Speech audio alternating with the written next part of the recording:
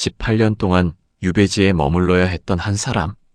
그가 쓴 책 한 권이 오랜 시간을 지나 오늘까지 이어지고 있습니다. 1801년 겨울, 한양에는 이상한 소문이 돌기 시작합니다. 청약용이 곧 끝난다. 이 시대에서 이 말은 예언이 아니라 처형 절차였습니다. 국문이 열리면 살아남기 어려웠습니다. 옳은 말을 한 사람들은 그렇게 조용히 사라졌습니다. 청약용도 그중 하나가 될 예정이었습니다. 그런데 200년에 가까운 시간이 흐른 지금 그를 몰아냈던 사람들의 이름은 희미해졌지만 청약용이라는 이름은 오히려 더 또렷해졌습니다. 그는 어떻게 무너지지 않았을까? 그 처참한 패배를 어떻게 승리로 바꿨을까? 그의 생각은 앞서 있었고 그의 말은 지나치게 정확했습니다. 그래서 그는 성공하지 못했습니다. 조선에서 옳다는 것은 오래 살아남는다는 뜻이 아니었기 때문입니다. 하지만 그는 알고 있었습니다. 지금 이기는 것보다 남는 것이 더 중요하다는 걸. 그러나 젊은 시절에 그는 아직 멈추는 법을 몰랐습니다. 28살 정조의 관심이 집중된 수원 화성 공사 현장. 청약용은 조용한 학자가 아니었습니다. 그는 말합니다. 전하, 성을 쌓는 방식이 잘못되었습니다. 순간 현장이 얼어붙습니다. 왕의 사업을 정면으로 부정한 말이었기 때문입니다. 그러나 정조는 묻습니다. 그럼 내 생각은 무엇이냐? 청약용은 거중기라 불린 새로운 장치를 제안합니다. 무거운 돌을 훨씬 쉽게 옮길 수 있는 방식이었습니다. 이 방식으로 공사 기간은 크게 단축됩니다. 성과는 분명했습니다. 그러나 그 순간부터 시선이 달라집니다. 저 사람은 생각이 너무 많다. 말을 아끼지 않는다. 이 말은 칭찬이 아니었습니다. 조선에서 이런 평가는 위험 신호였습니다. 그러나 청약용은 멈추지 않았습니다.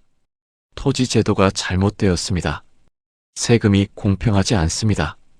그는 점점 가장 불편한 사람이 되어갔습니다. 1800년 6월 28일 정조가 갑자기 세상을 떠납니다. 청약용을 지켜주던 유일한 방패가 사라진 순간 조선은 그에게 낯선 땅이 됩니다. 신유박해가 시작되고 그의 집에 관리들이 들이닥칩니다. 청약용, 국문을 받으러 나오시오. 그는 국문장에 끌려가 차가운 바닥에 무릎을 꿇습니다. 왕을 속인 것이 사실이냐? 대답을 기다리지 않는 질문이었습니다. 그 사이 형 청약종은 처형됩니다. 청약용은 그 소식을 감옥에서 듣습니다. 죽음이 눈앞까지 다가왔을 때 그에게 내려진 처분은 유배였습니다. 벼슬도 명예도 이름도 잃은 채 그는 경상도 장기로 유배된 뒤 이후 전라도 강진으로 옮겨집니다. 보통 사람이라면 이 지점에서 무너집니다. 그러나 청약용은 무너지는 대신 다른 길을 택합니다. 유배지의 밤. 아무도 찾지 않는 방 안에서 청약용은 홀로 앉아 있었습니다. 밖에서는 바람 소리만 들렸고 그에게 남은 것은 종이와 북뿐이었습니다. 그는 스스로에게 묻습니다. 이제 나는 어떻게 살아야 하는가? 잠시 침묵이 흐른 뒤 그는 조용히 결론을 내립니다. 지금 말하면 사라진다. 그렇다면 남겨야 한다. 그는 싸우지 않기로 했습니다. 대신 시간이 지나도 지워지지 않을 방식으로 남기로 했습니다. 이것은 포기가 아니었습니다. 싸우는 방식을 바꾼 선택이었습니다. 그는 이제 권력이 아니라 시간과 싸우기 시작했습니다. 1818년 청약용은 한 권의 책을 완성합니다. 목민심서. 이 책은 혁명을 외치지 않습니다. 왕을 비난하지도 않습니다. 대신 묻습니다. 관리란 무엇을 해야 하는가? 그는 이렇게 씁니다. 백성의 재물을 빼앗는 자는 도둑이다. 백성을 때리는 자는 강도다. 백성을 속이는 자는 사기꾼이다. 이 말은 한 사람이 아니라 그 시대 전체를 향한 질문이었습니다. 청약용은 알고 있었습니다. 이 책이 세상에 나오면 다시는 돌아갈 수 없다는 것을. 그래서 그는 말합니다. 이 책은 지금을 위한 것이 아니다. 언젠가 이 나라가 다시 필요로 할 때를 위한 것이다. 지금 싸우면 사라질 것을 알았기에 그는 남는 방식을 선택한 것이었습니다. 이것이 정약용이 무너지지 않은 첫 번째 이유입니다. 그는 눈앞의 승리보다 기록을 선택했습니다. 정약용은 강진 유배지에서 또 하나의 책을 씁니다. 흠음신서, 형벌과 재판, 그리고 사람의 목숨을 다룬 책이었습니다. 그는 이 책에 이렇게 적습니다. 의심스러울 때는 가볍게 판결하라. 죽일지 살릴지 애매하면 살려라. 그는 이미 알고 있었습니다. 법은 정의가 될 수도 있지만 권력이 쥐는 순간 가장 잔인한 칼이 된다는 것을. 그가 본 조선의 법정은 공정하지 않았습니다. 같은 죄를 지어도 양반은 살고 평민은 죽었습니다. 증거가 없어도 고문으로 자백을 받아냈습니다. 정약용은 그 모든 부조리를 기록했습니다. 그리고 조용히 그러나 단호하게 말했습니다.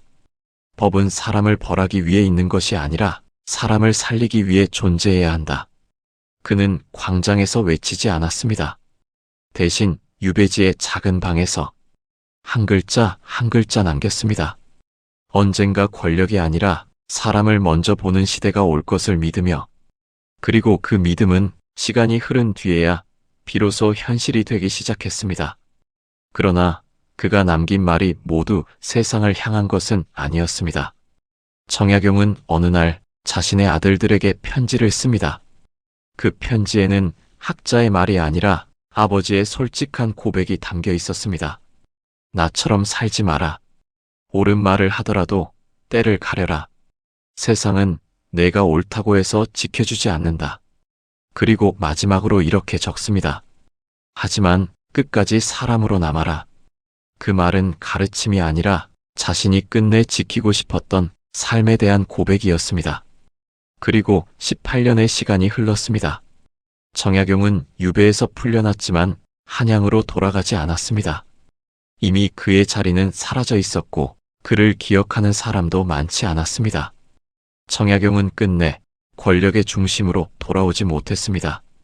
그의 책들은 생전에는 널리 읽히지 못했습니다. 그러나 지금 우리는 그의 글을 읽고 있습니다.